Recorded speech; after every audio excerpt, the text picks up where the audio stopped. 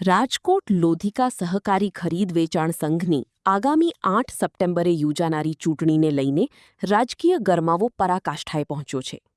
સંઘના 61 મતદારો પૈકી 59 મતદારો ભાજપ સમર્થિત હોવા છતાં હાલ ભાજપ સામે ભાજપ જેવો રોમાંચક અને રસાકસીભર્યો માહોલ જોવા મળી રહ્યો છે. ચૂંટણીમાં કુલ 13 બેઠકો માટે 33 ઉમેદવારો મેદાનમાં છે. ત્યારે આજે ઉમેદવારી ફોર્મ પરત ખેંચવાનો અંતિમ દિવસ છે. શરૂઆતમાં 10 બેઠકો બિનહરીફ કરવા માટે સમાધાનના ભરપૂર પ્રયાસો કરવામાં આવ્યા હતા, પરંતુ ખોખરદળ, રૈયા અને કુવાડવા જૂથની 3 મહત્વની બેઠકો પર હજુ પણ ખેંચતાણ યથાવત રહી છે.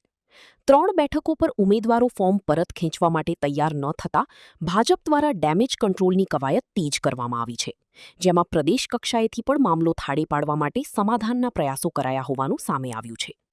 આજે બપોરે 3:30 વાગ્યા સુધીમાં કોણ પોતાના ફોર્મ પરત ખેંચે છે અને અંતે કઈ કઈ બેઠકો બિનહરીફ જાહેર થાય છે તેના પર રાજકીય બેડાની વિશેષ નજર ટકેલી છે અને ત્યારબાદ જ સંઘની ચૂંટણીનું સાચું ચિત્ર સ્પષ્ટ થશે.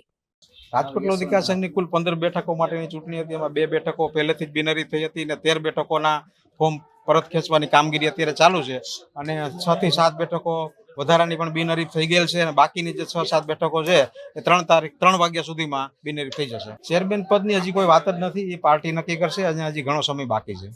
અત્યારે ખાલી ડિરેક્ટરોની ચૂંટણી છે. ખીરસરા બેઠક ઉપરથી નરેન્દ્રસિંહ જાડેજા અને સરદાર બેઠક પરથી હું, અમારી બંનેની બેઠકો પહેલેથી બિનહરીફ થઈ હતી. બાકીની 5 લોધિકાની છે, 5 બેઠકો અત્યારે બિનહરીફ થઈ ગઈ છે અને રાજકોટની જે બેઠકો છે એમાંથી પણ 10 બેઠકોમાંથી 3-4 બેઠકો બિનહરીફ થઈ ગઈ છે.